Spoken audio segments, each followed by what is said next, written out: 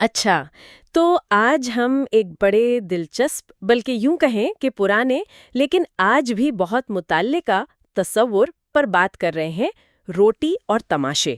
جی ہاں، پینم ایٹ سرسینسز یہ اصل میں رومی شاعر جوونال نے یہ فکرہ استعمال کیا تھا۔ بالکل۔ اور آج ہمارے پاس ایک مضمون کے کچھ اقتباسات ہیں۔ عنوان ہے روٹی اور تماشے، ایک تاریخی چالاکی۔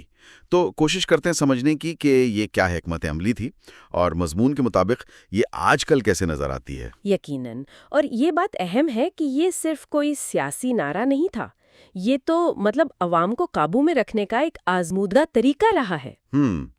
تو اس کے پیچھے نفسیات کیا تھی؟ دیکھیں، بنیادی خیال یہ تھا، مضمون بھی یہی کہتا ہے کہ لوگوں کو دو چیزیں دے دو، ایک تو بنیادی ضرورت یعنی روٹی، اور دوسرا ان کا دل بہلانے کا سامان یعنی تماشے۔ اچھا۔ تو جب یہ دونوں چیزیں مل جاتی ہیں نا، تو عوام کی توجہ اصل مسائل جو شاید زیادہ اہم ہوں ان سے ہٹ جاتی ہے۔ ایک طرح کی کیا کہتے ہیں نفسیاتی تبدیلی آ جاتی ہے، بے چینی یا سوال جو ہیں وہ اطمینان میں بدل جاتے ہیں۔ یہ تو واقعی گہری بات ہے۔ قدیم روم کی مثال تو فوراً ذہن میں آتی ہے۔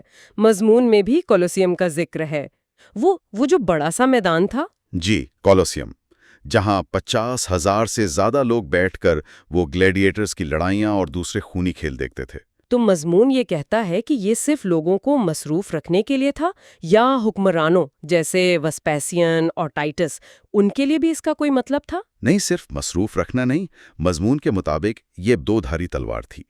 ایک طرف ظاہر ہے عوام کے لیے زبردست تفریح تھی، روزمرہ کی مشکلات بھول جاتے تھے، لیکن دوسری طرف یہ حکمرانوں کے لیے اپنی طاقت، اپنی دولت اور اپنی فیاضی دکھانے کا ایک بہت بڑا ذریعہ تھا۔ اچھا، یعنی طاقت کا مظاہرہ بھی؟ بالکل۔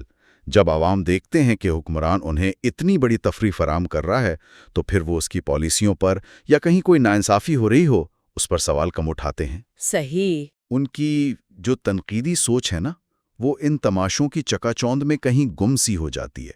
وہ حکمران کو مہربان سمجھنے لگتے ہیں۔ تو یہ صرف خلفشار نہیں تھا، بلکہ ایک طرح سے طاقت کو مضبوط کرنے کا، اس کے تاثر کو بنانے کا ایک طریقہ تھا۔ جی، مضمون کا تجزیہ تو یہی کہتا ہے۔ اچھا، اور مضمون یہ بھی کہتا ہے کہ یہ حکمت عملی صرف تاریخ کا حصہ نہیں ہے، آج کے دور میں اس کی کیا شکلیں ہو سکتی ہیں؟ ہاں، یہ اہم نکتہ ہے۔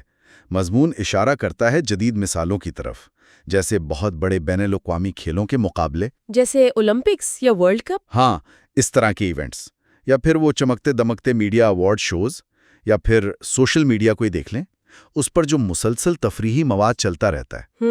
مضمون کے مطابق یہ سب چیزیں اگر ان کا پیمانہ بہت بڑا ہو جائے تو یہ عوام کی توجہ اصل مسائل سے ہٹا سکتی ہیں۔